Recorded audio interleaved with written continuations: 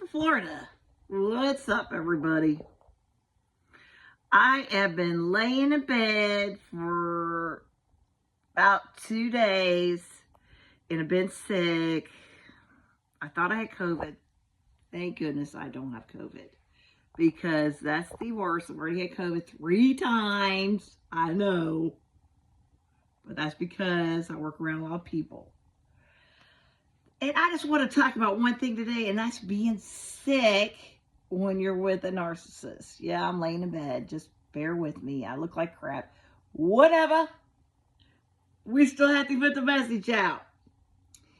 So, a few years back, I mean, it's been a long time. I think it was like around 2000, I got diagnosed with fibromyalgia.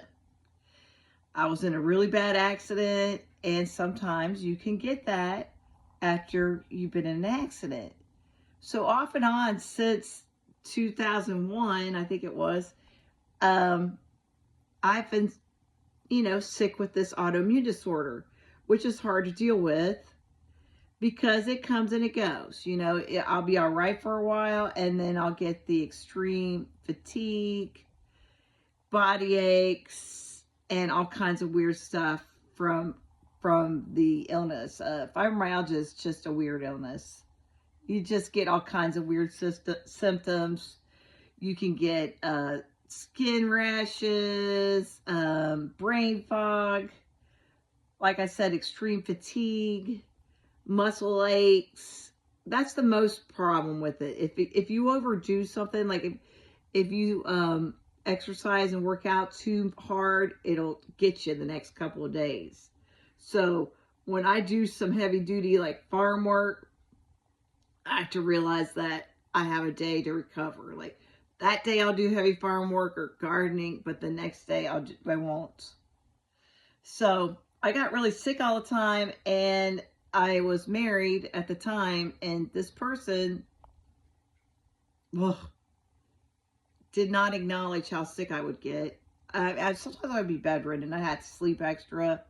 This person still wanted to have the full-on dinner, be the traditional wife and do all the things for him, and not acknowledge that I was ill.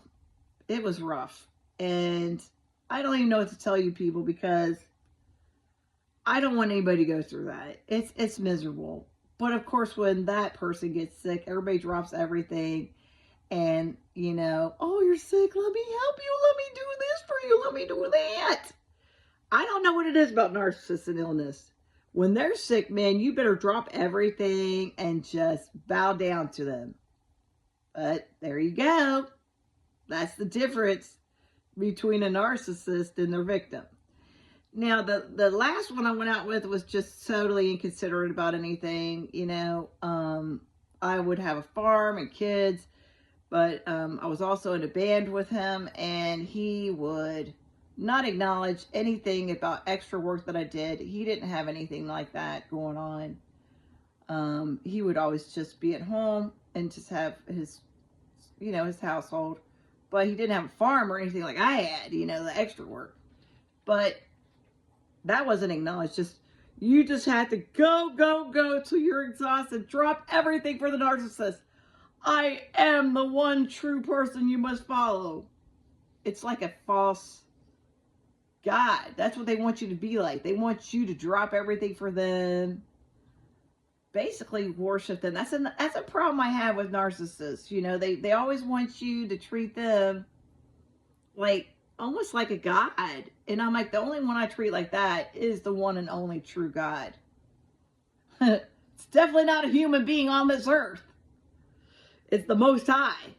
So what I'm trying to say is, you will literally go downhill physically if you remain in a narcissistic relationship. They will make you physically ill, mentally head ill, and it will take a toll on your body. It will make you have heart problems. It will make you have brain fog. It will make you depressed. It will make you have anxiety. And every anxiety and depression puts stress on your body. And then your health goes downhill. You'll get a heart attack easier, or a stroke, or you'll have high blood pressure.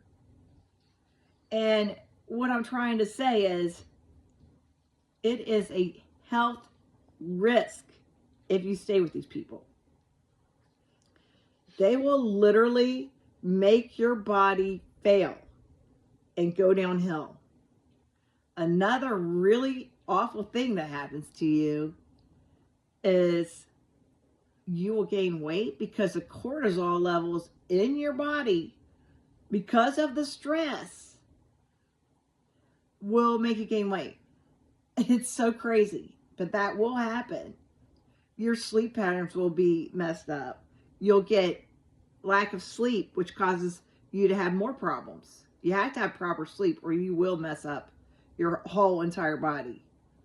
I can remember I could never sleep properly, because that's another thing for another video about how narcissists won't let you sleep. We'll do that another day. Oh, they'd love to do that. They'd love to not let you sleep. So I'm running around, I'm doing all this stuff, and then I'd have to go over there and I would, be at band practice till hours, and I'd feel like crap, No, do you think they care? No, they don't care. They just want, take. And then say, what's wrong with you? Why aren't you doing this? I can specifically remember, I'm getting ready to get divorced, right? And the narcissist wouldn't leave, and he's in the house, right? So I'm sleeping in a bunk bed in my daughter's room for months because the person wouldn't leave. The most miserable situation. And I can remember walking in the hallway and hearing him say to his mother, oh, well, at least when I leave, I have to put up with her laziness laying in bed all day. You see? That's another thing they do. They'll make it sound like when you're sick, you're just lazy. You're so lazy. They never acknowledge anything that you do. I swear to you. They will belittle it, all the things that you've done for them. They'll just think of it as nothing. You could bend over backwards for these people, be totally ill, make them gourmet dinners, do all this stuff. I can remember, it was like, oh, it's 3 o'clock. I gotta get, after the kids, I go to 2 different schools, and they come home and make gourmet meals. Now, people, when I cook, it's not like throwing chicken nuggets in the oven. I'm talking about full-on meals every day. Never appreciated. This person would never bring home any takeaway or anything like that. Oh, I heard, are you feeling okay? Do you feel all right? No. Oh, thanks for taking my kids to 2 different schools and driving and waiting for 2 hours to go to the other school so that they can have their science and math magnet schools. No, no, nothing's acknowledged. Nothing. And that makes you sicker too, because you get mentally ill. You're never appreciated. You're, as I say, NGE, not good enough. They do that. That keeps you down a notch below them so that they get control. As they do whatever they want. They do whatever they want. And then, with all the lies and gaslighting and triangulation, talking about other people, it messes with your brain. Your brain chemistry, after being with a narcissist, is totally changed. They have MRIs of this true fact. And I really, really want to tell you, I can remember, I just felt never sharp. I felt like I was slipping. Oh, then guess what they do? She's crazy. She's crazy. She's mentally ill. They will actually tell other people, I think she's so mentally ill. She might unalive herself. I've heard that too. I mean, they do the worst. They make you look so bad that it's laughable. Like now when I think about it, it's laughable. That's how much of a smear campaign they can have about you and the false narratives that they make about you. And they're all different about how they do it. They're sneaky though. They're little sneakies. But yeah, and I just remember never ever feeling well. You know, once you get entrenched in these relationships, it's like your health just goes down the tubes.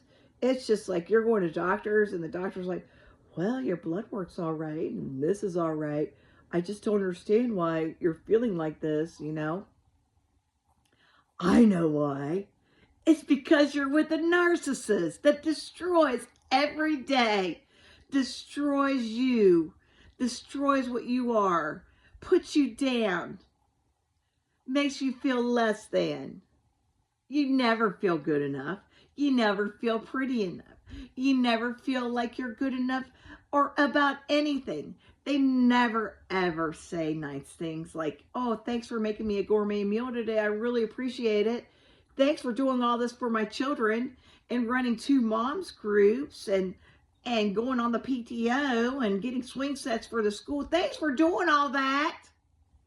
No, you will be seen as the lazy one laying in bed. And that will be the narrative. So that people around them that they associate with think that you're the nag. You're the problem. As they do the worst. You know what they do? They do the worst.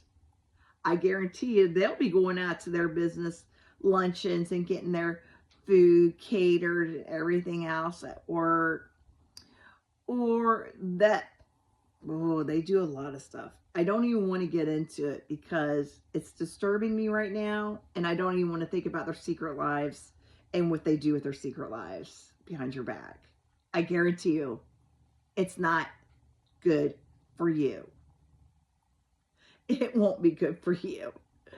So, if you do get sick and these people don't acknowledge that you're sick, you need to be firm with them and say, I'm not doing that. I need to rest. Make sure you tell them that. Don't let them bully you and make you sicker by catering to them.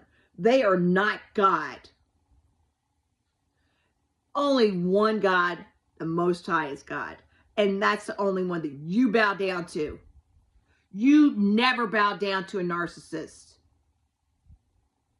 But that's what they want. And believe me, people, if you allow them to do that and you think it makes it easier to appease them, guess what they do? Once you appease them, go, oh, I can't argue with them. I'm just going to go along with this. They will do it more. And they will be worse about it. So it's really, really important to make boundaries when you're sick and say, I need to rest. If they don't assist you, then order takeout and get Uber Eats or whatever, DoorDash, and bring it to you. Because they won't help you. I can guarantee it. Oh, but if they do the one time that they do, out of 100, they'll be like, I got you this and did this for you. Because they always make a big production for the one time that they help you. And like I said, out of 100. So, if you are in any kind of illness while you're in a narcissistic relationship, just remember that. Take care of yourself. I'm praying for everyone that you stay healthy. And as Nana says, your health is your wealth. Make sure that when you are in these kind of abusive relationships, and I know people, it's hard to get out. You know who the hardest one to get out is? The traditional wife that everybody's like dressed up like their little 50s with their apron and do their hair like they're in 1955. Those are the ones that are going to get the narc abuse the best. Oh yeah, they love them. Oh, Here I am making a pie. Abuse me more. Don't be in the trap. Guess what will happen to you, traditional wife? They'll abuse, and then if you leave, guess what? You've just lost 10, 15 years of career time, and you'll be destroyed when you get out there. And they'll be like, well, you don't have any work history. Lived it. Know all about it. So remember that if you're in that traditional wife role. Yeah, the one that they glorify on the internet, and all the men are like, I need a wife like that. You know why 80% of those men want a wife like that?